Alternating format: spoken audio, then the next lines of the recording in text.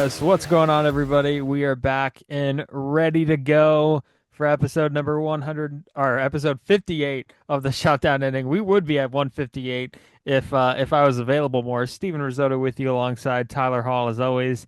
Tyler, welcome to the show. How you doing? Hey, everybody. How's it going, Steven? I'm good, man. I'm good. I broke my promise though. You did. Sorry, Spencer. I tried to get him in before November was over, but holidays happened and whatnot. But we're here. December 4th, I'll take it. Yeah. I'll How was your take it. Thanksgiving? It was good. I had a big extended family. There was about 28 of us. Oh I my ended up throwing God. about an hour and a little over an hour of batting practice to my son and all his little cousins. It was a good time. How about you? That's good that Hunter's getting BP there. Um, it was good. It was Are you still at the kids' table? yes, unfortunately still at the kids' table. It was good, just a bunch of family.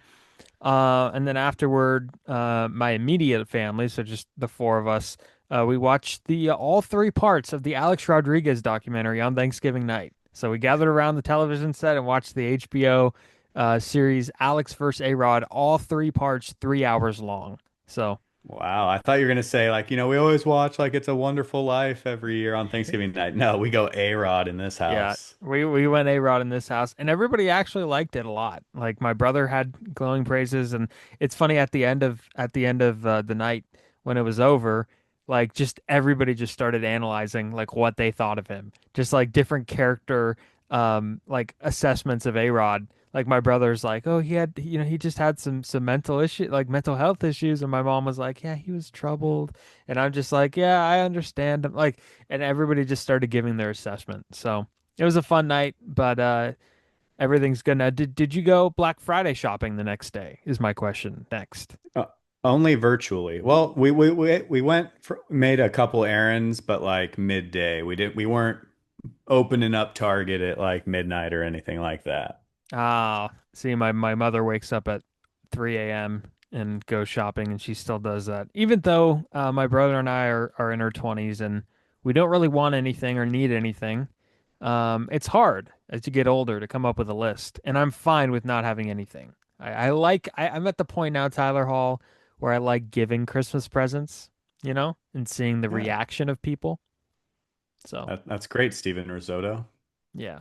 Anyways, um, pivoting here, let's get the reaction. Speaking of reactions, on some of the free agent signings that have happened, the winter is still young.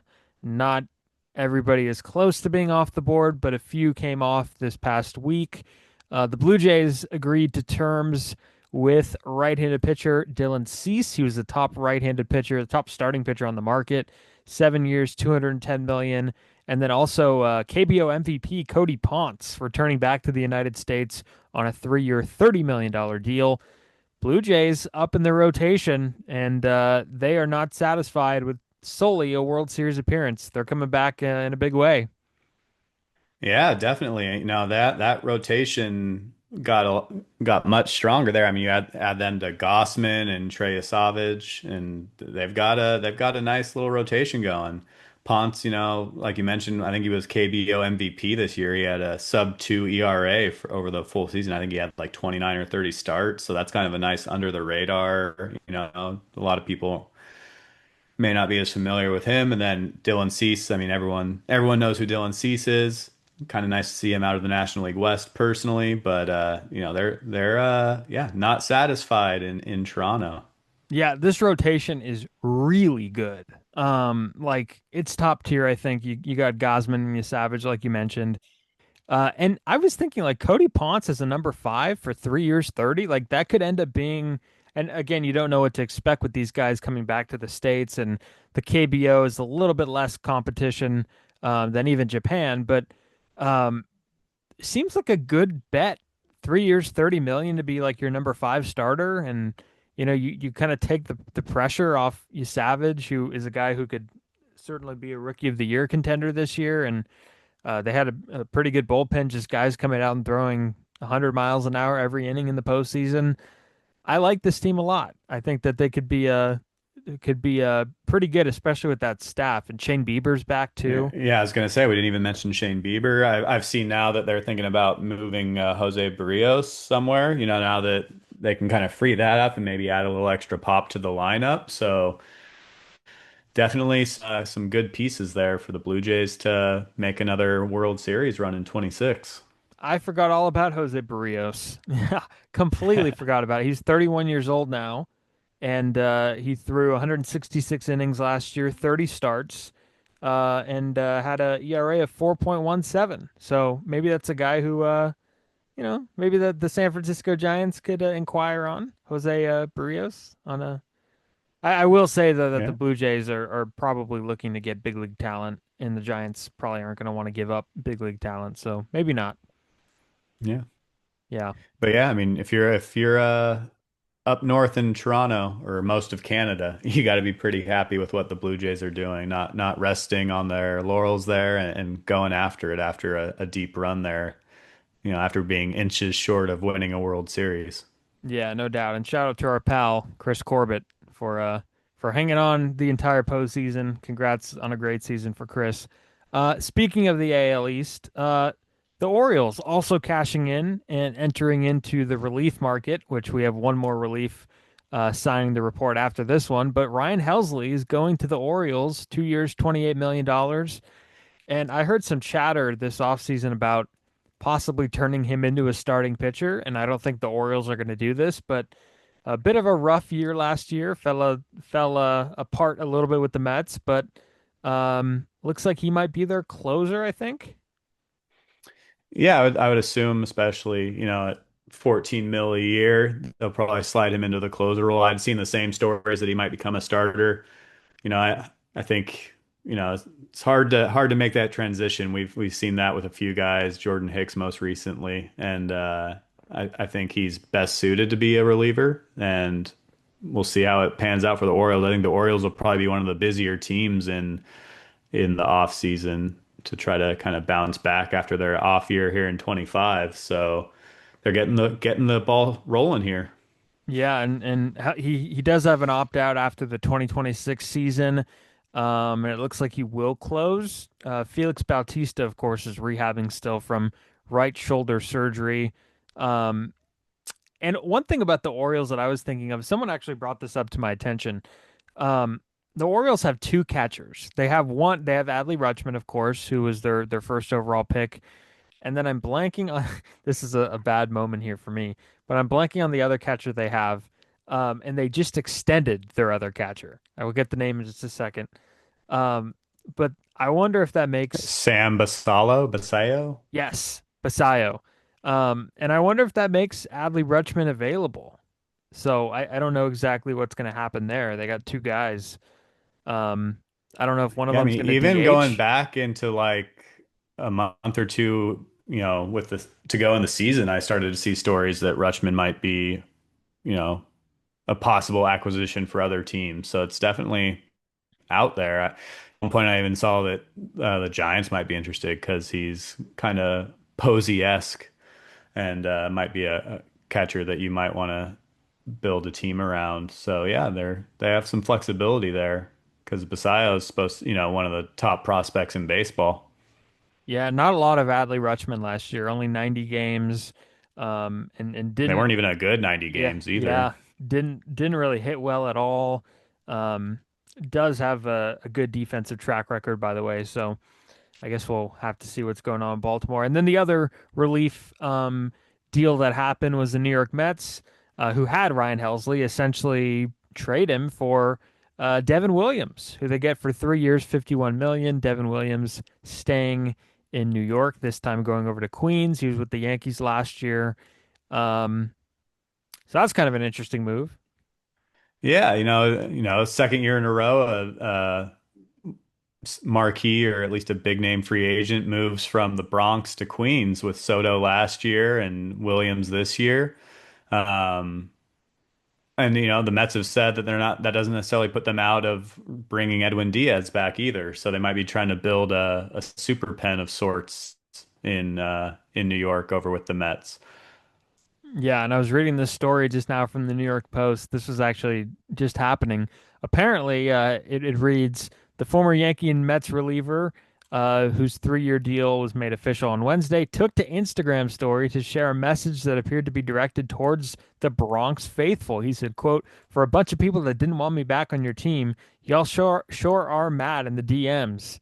Williams wrote with a crying, laughing emoji on his account. So apparently, he's getting some noise from Yankee fans. But I guess he did have a few blow up games that kind of bloated his ERA almost near 5 last year, but he had 90 strikeouts. Anytime you have 90 strikeouts as a reliever, um, you are doing something right. But it's hard to play in New York. Yeah, I was gonna bring that up too because I saw that same story a little while ago, and Yankees fans are a passionate bunch. They even if they're mad at you for how you perform, they're mad if you leave. So you're kind of in a can't win situation there. But I think it's kind of telling that, like I mentioned earlier, two free agents, want to be in New York, but who have played for the Yankees, but they're going across town. So maybe the pinstripes are losing a bit of their luster and their appeal. Yeah, no, I don't know what happened exactly. And this leads us into this one. Did you see what Sonny Gray said? I should mention that the Red Sox traded for Sonny Gray. They he's going to get paid like $40 million this year, as the Cardinals are paying some of that, I believe. But Sonny Gray said something when he got traded to the Yankees, and he said like, "Oh yeah, I've always respected the Yankees." And now he's in the with the Red Sox, and he's basically saying like, "I never wanted to go to the Yankees," and he's changing his tune just a little bit. So a rough time for the Yankees, I guess. Yeah, bad PR from former players for the Yankees, and that's I was gonna kind of funny that we had the same idea because I was gonna go from one former Yankee to another, kind of bashing the Yankees.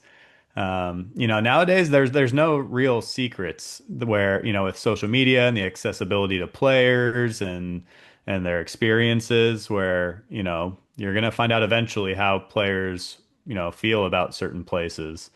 And yeah, Gray seems quite happy to be on that side of the rivalry now at Fenway. And it's crazy because like, and we could talk about this for a second, but I always wonder what rivalries mean these days, like what the historical ones mean. Like we know about some of the ones that have been formed in recent years or get formed by a conflict of some sort. Teams just not liking each other, players not liking each other, but like does the Yankee Red Sox rivalry have like do these teams legitimate? I know the fans hate the Yankees. Red Sox fans hate Yankees fans hate Red Sox fans. Um and they hate the team and everything.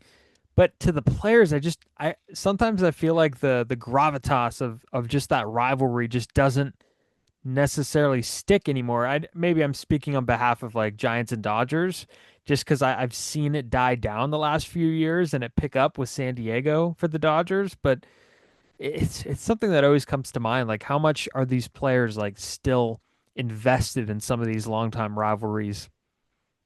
Well, yeah, I mean, I think it's mainly off field now across the board in all sports because players move around so much now. I mean, back when, these rivalries were happening, a lot of the players played with one team for their whole career or Yeah. like 12 out of 13 years, and then they also played those teams a lot more. They were playing, 20, 25, 30 games a year against each other, whereas now they're playing what, like 12 or 15, so they're not seeing each other as often. That it's not even the same guys they're playing with or the same guys they're playing against.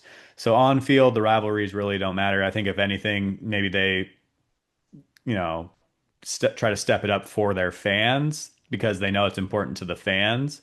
But I don't think most teams really care about rivalries anymore. Yeah, it's more of a ticket thing. Probably Yeah, more of unless a I was just about to say, unless they can spin it to sell tickets. yeah, probably a ticket thing. Probably a what Sunday night baseball game do we choose tonight?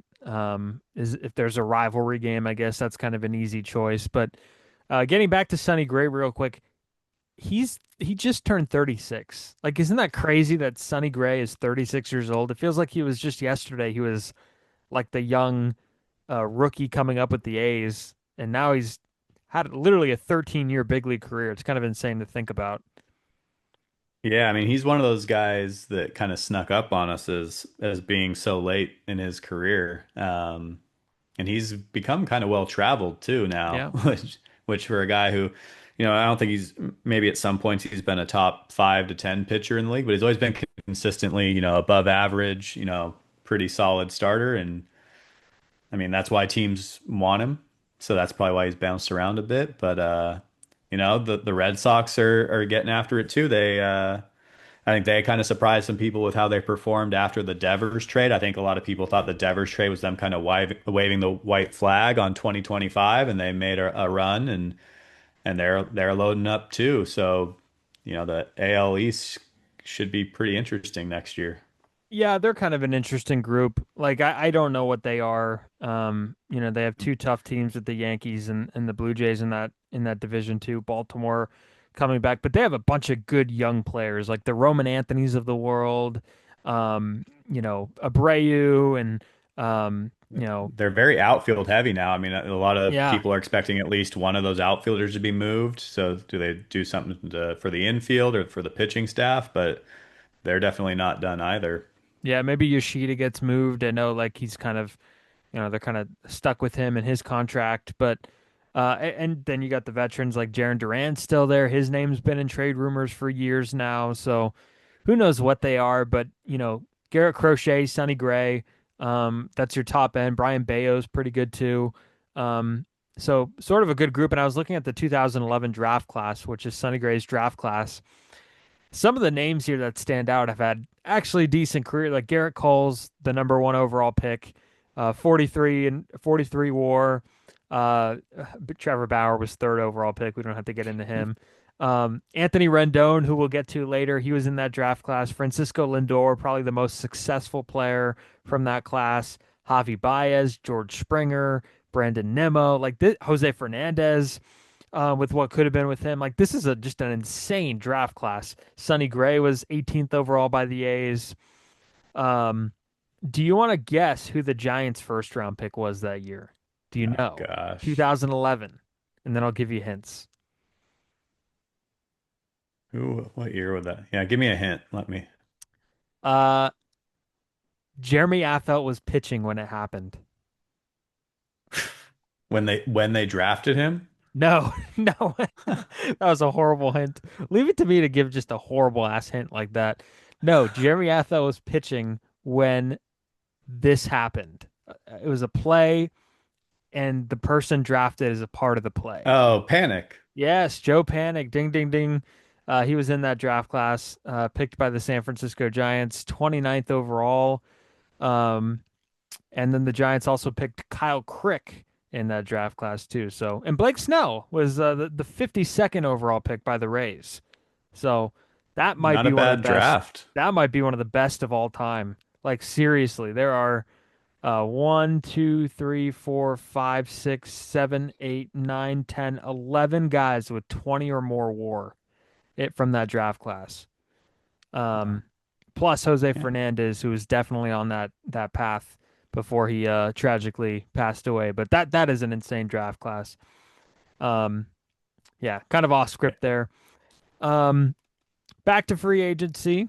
Wait, There wait, are the Giants 2011 first round pick was not on the agenda? no.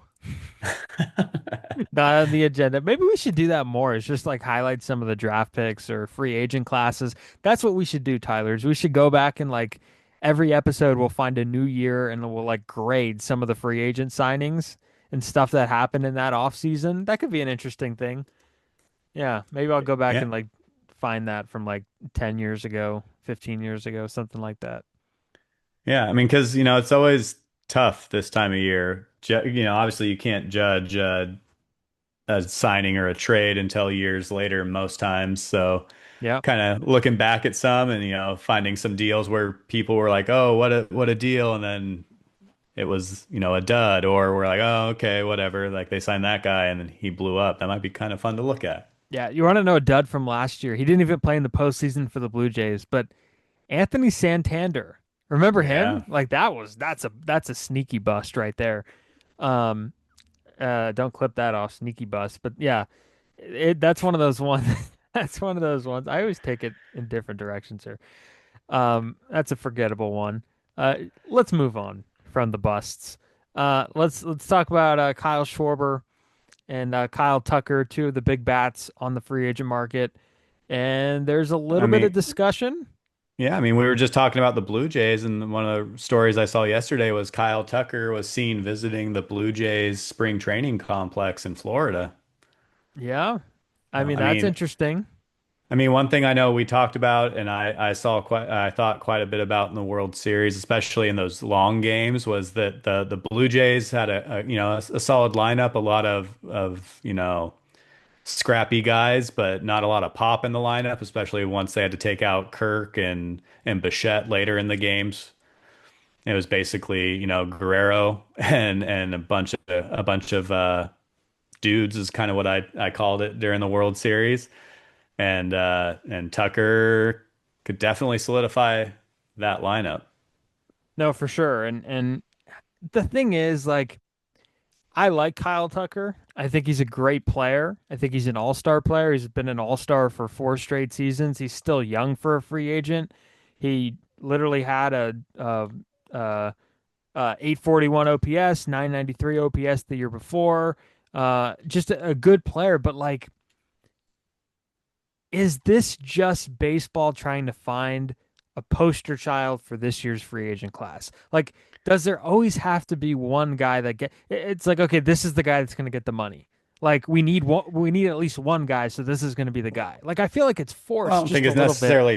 it's not necessarily baseball, but that's just kind of how the market works, right? I mean, there's teams out there that need to improve, and the guys who are at the top of the market, whether that market's a very strong market or a mediocre market, which is probably more of what this free agent class is, the top guys are going to get top money because they're the best players available.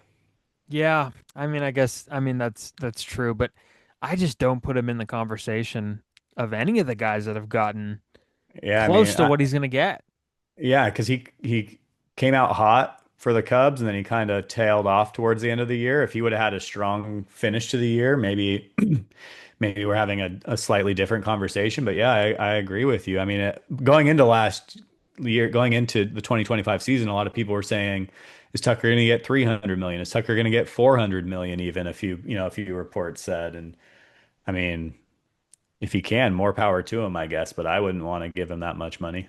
Yeah, it just seemed like that was even too much, like at the time when it was being thrown out there. And just to kind of enhance your point about his second half struggles, he hit 231 in the second half with 5 homers and only knocked in 17 RBIs, and had a 738 OPS. So a little bit above average, but not as great as the first half. And I want to say he had an injured list stint too, at some point last Yeah, year. he did. Um, so, coming back from an injury, it was a little bit slow dealing with that. And then Kyle Schwarber, there was discussion about him and the San Francisco Giants. You and I talked a little bit about this off camera, off air, and I just don't know where that would fit when you have your first base and DH position filled, DH position especially because that's where Schwarber's been. I don't know if it's a fit, but I guess you do have to do your due diligence and just check in. Yeah. Yeah, I mean, I see him probably going back to Philly personally. There's a few other teams that I think even the Red Sox have talked about him. Saw some reports, maybe the Reds. He's from Cincinnati originally. Um, so, I don't see him coming to the Giants. Giants seem to be tied to most free agent bats every off, but I think we've gone to that movie too many times to really buy into it too much. Um, so yeah, I mean, I think either Schwarber or Tucker end up in Philadelphia. Yeah. Yeah, So if, I just read the thing about growing up in Cincinnati. Like that's an interesting one. Um, Chicago, if Tucker leaves, according to this MLB.com article, he's been with Boston before. Um, the Mets. I just don't know about the Giants for all of our Giants, friends listening, but um, it's hard finding a spot for these DH types when there's just too many of them every single year. Um, but he'll find a spot. He's a game-changing bat. He's a guy you want in your lineup in a big game, and I love watching him in the postseason. He's really good on that stage. All right, now we come to you and I's favorite discussion: whether Andy Pettitte is a Hall of Famer. No, just kidding. Uh, that is the one disagreement we have every single year. But we'll get into that disagreement again coming up pretty soon. But for now, we'll stick with the contemporary ballot. There's a 16 person ballot or 16-person voting committee that votes on a ballot of guys that have appeared on the writers' ballot in the past, but fell off for lack of support and are getting a second chance. So the candidates are Barry Bonds, Roger Clemens, Carlos Delgado, Jeff Kent, Don Mattingly, Dale Murphy, Gary Sheffield, and the late Fernando Valenzuela. Um, just on the surface, you heard me name those names. Like, what do you think about some of those names on there? I mean, I think at least four of them should have already been in Cooperstown if the writers were voting, appropriately. I think obviously Bonds and Clemens are Hall of Famers. Jeff Kent, arguably the greatest offensive second baseman of all time, and Gary Sheffield, 500 home runs. I think he might have even had a couple batting titles. I think he was in. Honestly, I could make cases for all of these guys being in Mhm. Cooperstown. So it's a strong ballot.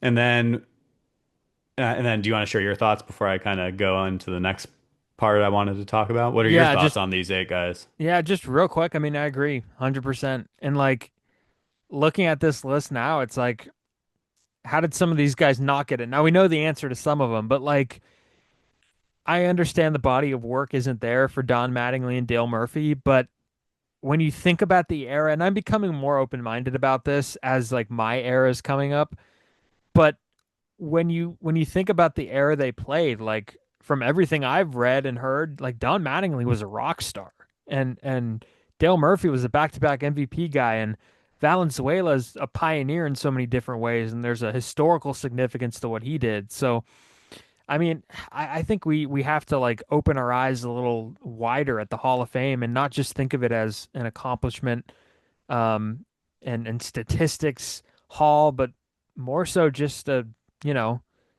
a museum. Some of these guys just deserve to be in. So yeah. Yeah, I mean, we've talked about PEDs plenty on this podcast and then, just in our conversations on the side, but baseball fans know the era that some of these players played in. They know likely what happened. There's already plenty of guys in that used PEDs in that era. And then we can, if you want, we can talk about greenies and the earlier, which were performance enhancing drugs. The guys admitted to taking those and they waltzed right in. So I think, the writers need to kind of get off their high horse and just put the best players from their eras into the Hall of Fame. But with this contemporary era ballot, it becomes even kind of more of a numbers crunch because as you mentioned, it's a 16-person voting panel. We can talk about who's on that panel in a moment. Um, but to get in, these eight players need to receive 75% of the vote, so that's at least 12 votes from the 16. And then each voter can only vote for three guys, which I think is ridiculous, and I'll get to that in a second. The other number piece to this is a player must receive at least five votes to remain eligible on a future contemporary era ballot. And they run in 3-year cycles. So the next contemporary ballot will be for the 2029 election. So it's not saying they'll be on the ballot again in 29, but either 29, 32, 35, they can come back. At first, because this is a new rule starting this year, because it seems like baseball is just trying to get these PED guys cleared off of the Yep. docket pretty much. So this is a new rule. When their rules were first coming out, they made it sound like if you weren't elected, you were gone for good. So I'm glad that's not the case, because I know you and I were both kind of taken aback by that. But now the part that's ridiculous to me is why does each voter only get to vote for three guys? If a guy's a Hall of Famer, you should be able to vote for him. Who says out of these eight guys, only three of them are Hall of Famers? I hate the max. I hate that there's a max to this, and I hate that like I just hate that this is the process that we've turned to. And I hate that the Hall of Fame is taking a stance on this. The Hall of Fame has always done things to keep these guys out, whether it be change. It used to be you get 15 years on the ballot, and then the minute Mark McGuire and all those guys showed up on the ballot, it was changed. And I think McGuire was actually the last guy that was allowed 15. But Bonds, Clemens in 2013, when they came on, like it was changed, and you only get 10 years on the ballot now before you get bumped off. And you know, it's just a flawed process, and I don't know why. Again, I feel like most of the time I'm kind of a medium haul guy, but I feel like my views are evolving just a little bit. And it's like, why are we trying so hard to just not get inductions? Like, there's so many players that should be recognized that are not in, aside from even the PED guys, like I just mentioned. But I just hate the idea that the gatekeeping aspect of this has just taken over the entire identity of the Hall of Fame. It's almost like it's impossible for anybody to get in who is not a Chipper Jones or a Derek Jeter or an Ichiro Suzuki. And people that have had great careers just are not even, getting the support that the Jeff Kents of the world, where his contemporaries at second base are in. Ryan Sandberg's in. Biggio's in. Why can't we? I just can't understand the process. It's almost like trying everything possible. And I'm not saying be like the Football Hall of Fame, where everybody gets in, and you've opened a can of worms that you can't close. But I'm just saying, let's make this a reasonable process where the best players get in. And I feel like that's not asking for too much. Yeah, no, I agree. I would have said pretty much the same thing. Yeah, it's just ridiculous that they say, okay, here's 8 guys, only 3 of them you can believe are Hall of Yeah. Famers. So which ones are they? Yeah. And just to get it Um, clear, so if they don't get 5 votes twice, they're not done forever. if they get 5 votes but less than 12, they can be on a future contemporary era ballot. But if you get 4 or fewer votes, you're never on the contemporary ballot again. That's horrible. That is Yeah. horrible because all And these that's guys when look, yeah, yeah, that's they'll get into awful. the same thing as the regular ballot where a guy has 10 votes and they don't vote for like a Derek Jeter because they want to toss a vote on Adam Jones to see if he can stay on the ballot or something. So, you're going to run into at least one of these 16 voters doing something like that to try to keep maybe a Mattingly on the ballot for the future instead of Yeah. voting for 3 guys who they believe are more qualified. And I don't know how this process works. I don't know if the people voting, and we'll get to them in just a second, but the people in the room voting, I don't know if they're in just a room and they decide then, and it's like a collective decision, and it's like, okay, we're gonna make this vote like this, or if it's just individualized.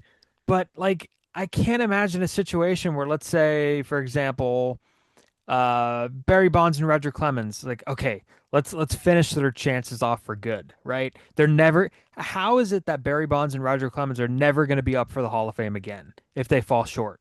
Because this would be their second time falling short of 5 votes, right? Well, it's not even just a second time anymore. So starting this ballot, you have to get 5 or more to be eligible in the future. Yeah. So I So mean, it's just it, like, what are you just gonna, like, some of these guys that fall short that had really good careers, like they're out of consideration forever? Like, I hate that. I hate the fact that you shut yeah, the door on something. And the whole point of the Veterans Committee is to not shut the door on Hall of Famers that got overlooked. yeah, It's ruining that entire like aspect and what was good about. And look, the Veterans Committee, the guys that shouldn't be in the Hall of Fame, like realistically, have been voted in by the Veterans Committee, the ones with the lesser stats. But I view it more as like a second chance type of thing. Because for the most part, aside from steroids, the writers have gotten it right. Like they've never not voted in Cal Ripken Jr. or not voted in guys that they should have voted in. They usually get it right for the slam dunk candidates. But the Veterans Committee, it's literally an opportunity to give guys a second look, and it's almost like you're just like, okay, no more looks after this, and it's like, yeah, I hate that. I hate yeah, the whole point of that.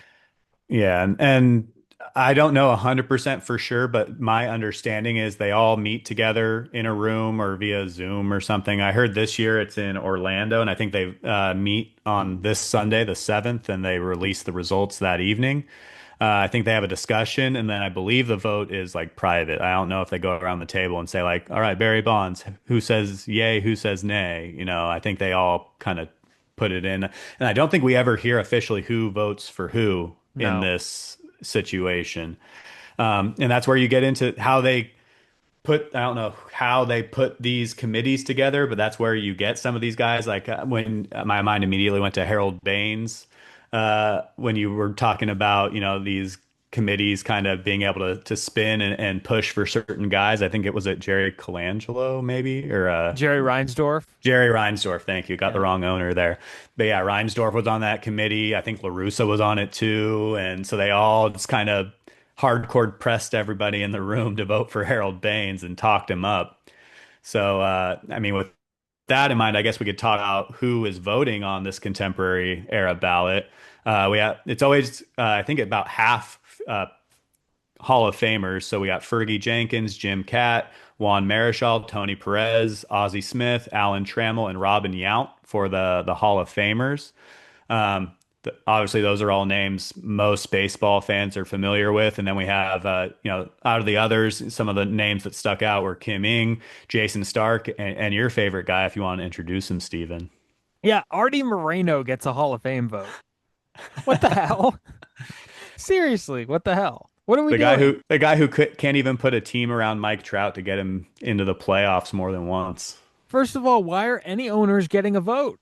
Like even the Brewers owner, Mark Anastasio or whatever his name is, he's getting a vote. And first of all, there's too many Milwaukee connections here. Yeah, there's like Um, two or three Milwaukee connections. yeah, and there are guys on here that have already said that they would not want PED guys in. So there's a conflict of interest anywhere. And I understand the fact that like it's hard written not to find a conflict of interest. So don't at me on that. But Artie Moreno, really? Like this is literally people's livelihoods, and we're having Artie Moreno, who at this moment is in court against against Tyler Skaggs, trying to like a wrongful death lawsuit or something. Like he's been horrendous as an owner, and he gets a Hall of Fame vote. Like why? And I'm sure the owners are just going to fall in line with what Major League Baseball wants because it's Major League Baseball, and literally, the commissioner works for them. So, I mean, we know where those votes are going. And then you look at some of the old school guys, like Fergie Jenkins has said that Mark McGwire should pay money to pitchers whose lives he's ruined, and Jim Cott has been pretty reasonable about this. Marichal hasn't said a whole lot. Ozzie Smith has been no in the past. Um, the saving grace here, Tyler, is that the two baseball writers, members of the BBWAA, who we do have some sort of evidence for that have voted in the past, have both had support for Bonds and Clemens in the past. So, Yeah. like Jason Stark, I believe, voted for them every year. And Tyler Kepner, who was not allowed to vote for them when he was with the New York Times, because the New York Times doesn't allow any of their sports writers to vote for the Hall of Fame. So when he joined the Athletic, that was the first time he was able to vote, and he has written something about how they should be allowed in. So there's two votes right there. But again, I don't know if they would get swayed. Like I don't know how that process works. So Yeah. Yeah, hopefully Jason Stark can can sway some votes. I don't know, at least with that new requirement that we discovered that 5 votes keeps you on for future yeah, consideration. I think Bonds and Clemens get 5 at least. I hope Juan Marichal come through for yeah. Juan the orange Marichal's got and to come in black. clutch here. Yeah, Juan Marichal. If it's the last thing he does, he's got to come in clutch here for Barry Bonds. Yeah. So I see them staying on the ballot. I don't see them getting in. I'd be shocked if 3/4 of these people decide that Barry and Roger Clemens should be in. Yeah. So then I guess it comes to, do you think any of these people, any of these players get 12 of the 16 votes? Oh, I feel like it's gonna be like Mattingly or something. I just feel like it's gonna be either Mattingly, like Dale Murphy, um, maybe Fernando Valenzuela gets the nod too. Um, I could see maybe Kent sneaking in finally now that people have can maybe kind of with a smaller panel where they're actually talking about it as a group. And looking at his body of work compared to other second basemen that are already in and in his era. yeah, I saw an interesting clip with Rich Aureli. I think it was from MLB Network. I don't know if you saw it over the last couple of days, where he said, Jeff Kent, he wasn't a Gold Glove second baseman, but he was always, at least slightly above average defensively, and he never even had a game in his time playing the middle of the infield with him where he thought like, oh, Jeff's defense cost us that game. So, that's been the biggest knock you hear on Kent is that he wasn't like a great defensive second baseman. So maybe now that you have these guys in the room, maybe Kent sneaks in. I feel like Mattingly will probably get in. Like you said, he was a rock star in like the 80s, and so I think he gets in. He's probably the only one I'd be super confident in saying I think he gets in. And then yeah, I think maybe some combination of Kent, Murphy, and Fernando. Is I don't know if you're better at math than me, but is there a scenario where just nobody gets in? There is, right? Yeah, because they don't even have to vote for three. Someone could vote for zero players if they want. Yeah, and in that case, like, why are you even voting if you're going to vote for zero players? Like, give your spot to Yeah, someone else. I mean, That's there's just definitely horrible. at least like we talked about at the start of this topic. Like, I could argue that all eight of these guys could be are Hall of Famers, and four of them should already be in. So if you go into this, vote and don't vote for three guys, what are you doing? Yeah. And Um, respectfully, if you're Barry Bonds, screw you. If Barry Bonds ever gets into the Hall of Fame, I hope he doesn't go to Cooperstown. I hope he does not even go to Cooperstown on that weekend. I hope he does a ceremony at Oracle Park in San like Terrell Francisco, Owens did. like Terrell Owens did exactly. And I hope he just doesn't even go out there. And like, it's not even worth it. They don't want you there. They've told you Yeah. multiple times they don't want you there without telling you. But it's by their actions they don't want you there. See, I think Barry's the kind of guy where he would be like, "No, like I am going because you didn't want me here, and I Yeah. stayed." And with his ties to Willie Mays, and Willie had always said he always wanted to see him in Cooperstown. I think he'd make the trip. Yeah, and again, if you want to complain and if you're Goose Gossage or whoever that's not going to show up, then we won't miss you. Like respectfully, if you want to Johnny Bench, you don't want to show up, who cares? Like, you know, Yeah, yeah. it's yeah. I mean, I don't care about what any of the Hall of Famers say. Like honestly, that now is that I the think about it, like Marshall's ballot has to be Bonds, Clemens, Kent, right? exactly. Like I mean, like in Marshall's quotes, I went up and I did a Twitter thread and Andrew Yeah, Baggerly. really quick. I was thinking about this and I had the idea like, oh, I want to go back and try to look at what all these people have said in the past. And before I could even do it, Steven did it. And I was going to say the same. So say what you were Yeah, going to say, Steven. so I went through and I just looked up any connections of what these guys have said about PEDs or steroids in baseball or Barry Bonds. The topic comes up often, and a lot of them have had quotes about it. You're a public figure, a Hall of Famer. You're asked about it most of the time, and Andrew Baggerly ended up doing a much more detailed version of kind of the same idea. And basically, like these guys, like kind of just going through them again, like I said what Fergie Jenkins said. Jim Cott was reasonable about it. He pretty much said the players are not to blame. Like if you put something in front of me, like I would be tempted to do it. There's no rules. The owners covered it up, that type of thing. Marichal has said in the past that like, hey, like these are the stats that they put up, and we can't change it now. And they belong in the Hall of Fame. He said Sammy Sosa and McGuire belong in the Hall of Fame. That was 20 years ago though, and Ozzie Smith said he would never vote for them. Tony Perez, I haven't really heard what he said about it. Nothing really on Trammell. Robin Yount was kind of the same as Cott, kind of expressed, the whole idea about you can't blame them.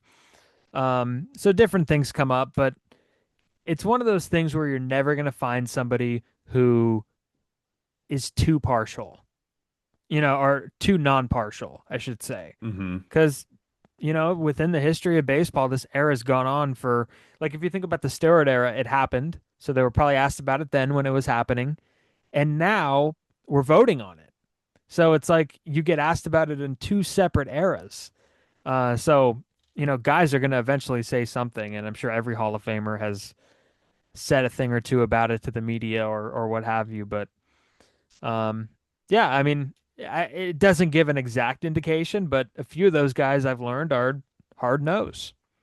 Yeah. And all it takes is five no's and you're not getting in. Yeah, But we literally got two of them.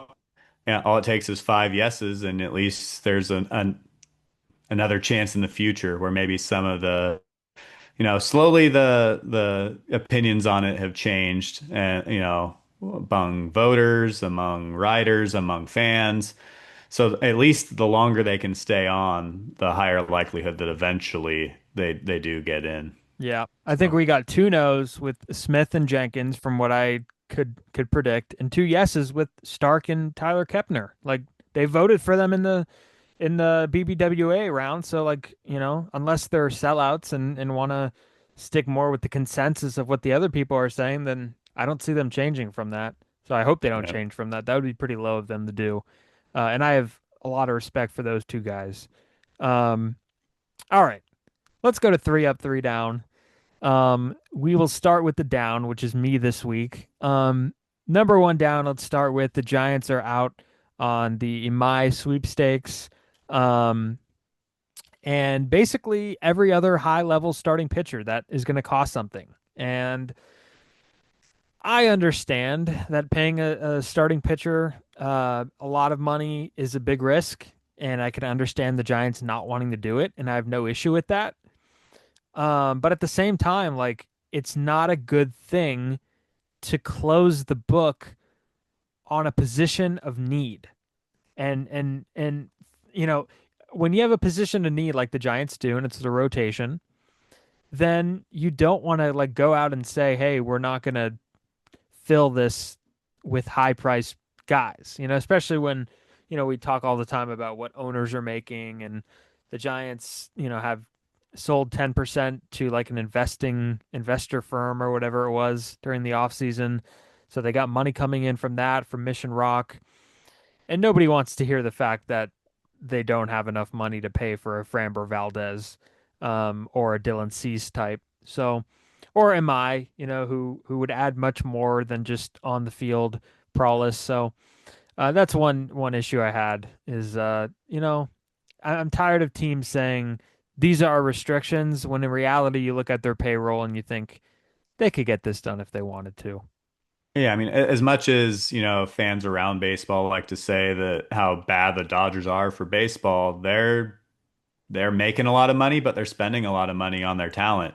Looking at the Giants specifically, I think every year they're basically right around the top 5 or 6 in revenue, but they're always right around middle of the pack, somewhere between 10 and 15th in payroll. When was I don't even know, they're worried about hitting a luxury tax where it's like, okay, you got to keep up with the Joneses. Do you want to play winning baseball, or do you want to, break even on and off the field? They like to break even financially. They like to break even with their record on the baseball field. Do you want to take that next step? And I've said it on the program before. The Giants are basically becoming a real estate company that also owns a baseball team. Yeah. The break even quote from a few years ago from Greg Johnson was probably one of the worst things you could ever think of an owner saying. And not because of the accuracy of the statement. Like of course, you're going to want to make money and be a profitable franchise, and fans want to see that, of course, no doubt. Um but just read the room. Like it's one of those Yeah. things that like it's not a good thing with context. Like, let alone without context, even with context, it's not a good thing. Like, that should not be your main focus, is Well, breaking the thing is, even. like that, yeah, but they're not. It's not like they're breaking even, and the fans are asking them to lose money. Yeah, They're they're still all making making. money They're making anyways. like hundreds of millions of dollars a year as a Yeah, franchise. So, exactly. So read the room. They're making money. And these teams are profitable whether they go out and get an MI or not. Like these teams are profitable. yeah, yeah. Every Um, team, every Major League Baseball team is worth at least $1 billion. yes. So they're getting by. So let's not hear break even when you are profitable by $400 million. Um, yeah, that's one of those crazy instances that I had an issue with. Also, Anthony Rendon's career might be over.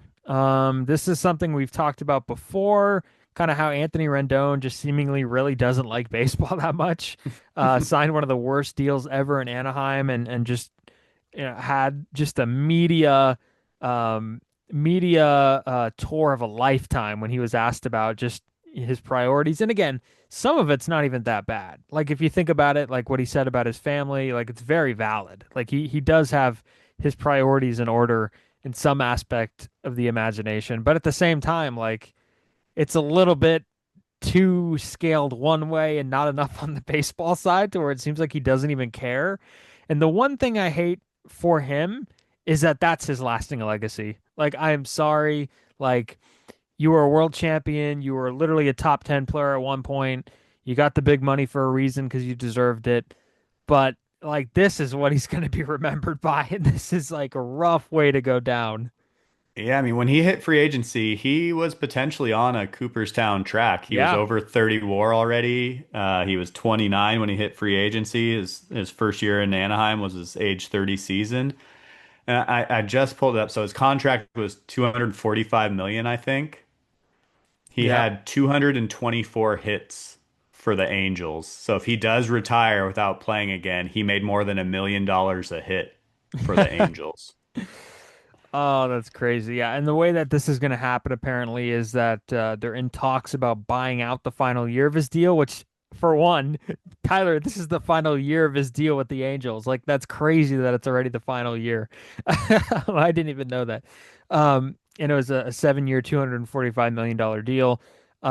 He had hip surgery last year, so he missed all of the season. He's expected to retire. He's owed 38 million in 2026, and they're thinking of trying to just buy that out. And the expectation is that this is another funny aspect. They're going to defer that money. So we might have another Bobby Bonilla day for Anthony Rendon. So just a clown. Again, Artie Moreno has a Hall of Fame vote. He's at the center of all this. And Anthony Rendon just goes out with a bang. Not a fun thing. Um, and then finally, like, I think we mention this every year on the podcast, but Yeah, it's our annual notice. our annual notice. Um, 'Tis the season of some fake account, not just fake accounts on Twitter, but also just accounts that are just clickbaity and just sharing blatantly false information. And we live in a time in society where you could share blatantly false information and people will A, believe it, and B, nothing will ever happen to you. So that is also true in baseball. And like, for example, I'll give you an example I saw on Twitter, and bless your heart, Tyler, you're not on Twitter as much at all anymore. So you're the smart one out of the two. But there was one that I saw, and it's like, breaking: Joe Lacob is in talks to buy the Giants. And it's like, first of all, that's not even a rumor. So it's not like you have a scoop. Second of all, you don't have a scoop. Third of all, like, let's be realistic here. Like, so yeah, those are just some aspects. And also, like, if you hear a rumor from someone, give them credit. And if you hear a rumor, don't say, I'm hearing that the Giants are in talks with Kyle Schwarber. It's like, no, you're not hearing that. John Morosi's hearing that. So let's not be Yeah. an idiot about it. Well, and like make sure that it's the actual Ken Rosenthal, Yeah. the actual, passing the actual Stark. Make sure it's Yeah. actually the right guy. Yeah. And And, when in and sometimes doubt, the Bay Area actual Bob. I assume that guy's still kicking and screaming over there. still Every kicking once in and a while, screaming. someone sends me a screenshot still. So Yep. Still kicking and screaming. And I will say every once in a while, these insiders and everything, they get it wrong too. So that will happen, but just please keep an eye on what account is which. That is yeah, I mean highly important. nothing's done until there's pen on paper, and so the even the big guys, they're telling you what they're hearing. That doesn't mean that it's final until the ink Yeah. is dried. Sometimes there could be a doctor in the Sacramento area that looks at Tyler Hall's ankle and says there's something up with this thing. Yeah. Yeah. All right, so we wrapped on the downs. We good We're to wrapped on go? the downs. Yep. I'm All not too right. mad about any of that. Just kind of like, eh, yeah. Yeah. All right, over to the ups. First one, I'm going to give it to Alek Manoah. He's still, he had some great years in Toronto. He's trying to stick with it and get back going. He signed, I think it was just a 1 year deal with the Angels. Artie Moreno. This is the Yeah. Artie Moreno episode of the Shutdown Inning, apparently. But they're picking up another reclamation project in Alek Manoah. Yeah, good for him. He's struggled obviously with the implementation of the pitch clock. Obviously there was some concerns about his weight and his conditioning, and if he's turned the corner, then all power to him. And he's certainly going to get a shot with the Angels, who always seemingly need pitching depth. So good for him. Yeah, and I believe his deal was a major league guaranteed contract too, so he'll be pitching for the Halos in 26.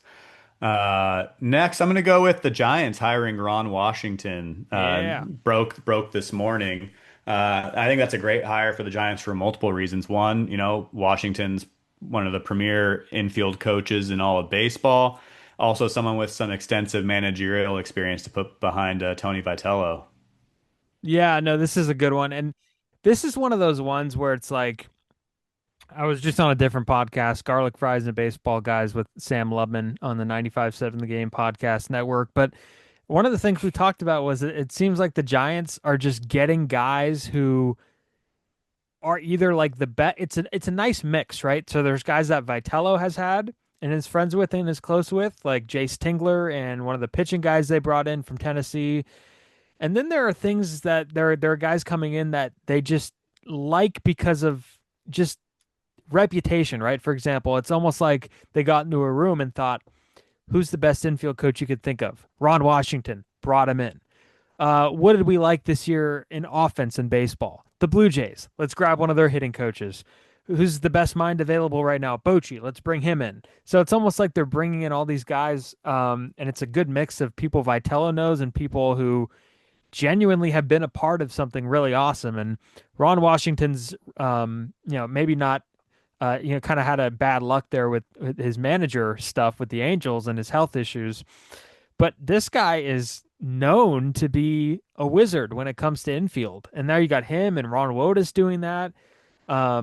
Like this is a huge addition. Like he was instrumental in Eric Chavez, Miguel Tejada, Marcus Semien, the Braves infield with um, Austin Riley and Swanson and Ozzie Albies. So this is one of the great coaches in baseball history when it comes to just getting guys better. And I mean it's hard to argue how good of a hire this is.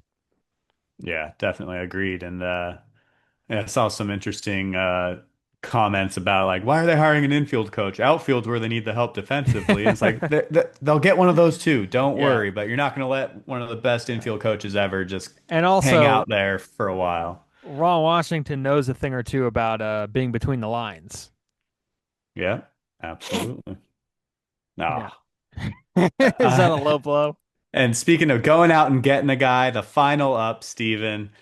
The Seattle Mariners have hired friend of the program, Jake McKinley, to be their major league field coordinator. One of our guests that have been on the program, one of my best friends for the last 27 years, going to be in the big league dugout for the Seattle Mariners, leaving University of Nevada, Reno Wolfpack to join the big leagues. Yeah, no, congratulations to Jake. Definitely one of our favorite episodes. He was fantastic when he came on here. We talked a little bit about college and you're also congratulations to you too, Tyler. I think you're a very good friend. And we'll clip this off and send it to Jake. But like you always talk about Jake as somebody to watch, and you've always had him kind of you've always he's been on my radar too because of you. So you've been talking to me about him for years, and it's really cool seeing the way he's gotten a chance at Reno and now in Seattle, and a lot of the different opportunities still yet to come for him. Like this is not just it. He's not going to be field coordinator for the rest of the time. He's gonna get another big league job somewhere. So definitely really cool accomplishment for him. One of the rising stars in this business. And I appreciate you always shouting him out and him coming on that one time. So we'll have to have him on again, maybe. Yeah, maybe we will. You have to come up when the Mariners are in Sacramento. We can get a live interview with them or something. Exactly. But yeah, great situation for him to go to. The Mariners obviously were on the doorstep of the World Series this year, so I think McKinley gets them over the hump, and maybe they're in the Fall Classic next year. Yeah, this is the addition that does it. This is the addition that would have put them over the Toronto Blue Jays with the brain power of Jake McKinley, and all the right buttons he pressed. And by the way, bigger picture thing, and this is a discussion for a different day, but let's lock in on the college scene because these guys are getting jobs in Major League Baseball, and it is not ending. It is solely the beginning of this trend, and it's honestly a a great way of baseball being more inclusive, for the bigger picture. So it's Yeah, I not mean, ending. he's the third D1 coach to make the hop from college dugout to major league dugout this year. Obviously, Giants fans familiar with Tony Vitello. And then I'm blanking on the name, but the Red Sox brought in someone as well to their major league staff, I believe also as their field coordinator. And so, as the college game is elevating, their talents in coaching and developing players is obviously getting noticed, Yeah. and Major League Baseball wants a piece of that now. Yep. So The gap is not as far as we might think. definitely not. And so yeah, that's up number three. Congratulations, kid. Go get him. Heck yeah. Heck yeah. Well, we shut it down, Tyler. We definitely shut it down. Maybe a little bit after the fact, but you just need to be more available next time. It's not my fault. Right. Yeah. And by the way, I did see Tyler recently in person, so in the flesh, Tyler Hall, not just in your Not just office there. virtual. Yeah, not just virtual. I saw you in person. Got a chance to hang out with you and some of our other friends. Friend of the show, Andrew Pasquini, was there too. We got to have him back on. Yeah. But it was good to see you. Hope everybody out there had a happy Thanksgiving. Yeah, it was a great Friendsgiving. Hope everyone had a great Thanksgiving as well, and whatever holidays you're celebrating ahead. Maybe Steven will be available before then, and you'll hear from us again. But Yep. we shut it down, my friend. I think January 8th is probably a good time to do the next one. And then it's going to be, all right, who's going to make the All-Star team? That's going to be our running joke. It's like our All-Star projection show in the middle of Right. May. Oh, Uh, God. All righty. Well, everybody can follow us on Twitter and Instagram at you jerk. Everybody can follow us on Twitter at shutdown_inning, Spotify, wherever you find your podcasts. Go check us out. Thank you for listening and have a good one. Listen to Rizzocast too. That's what's up. Babe.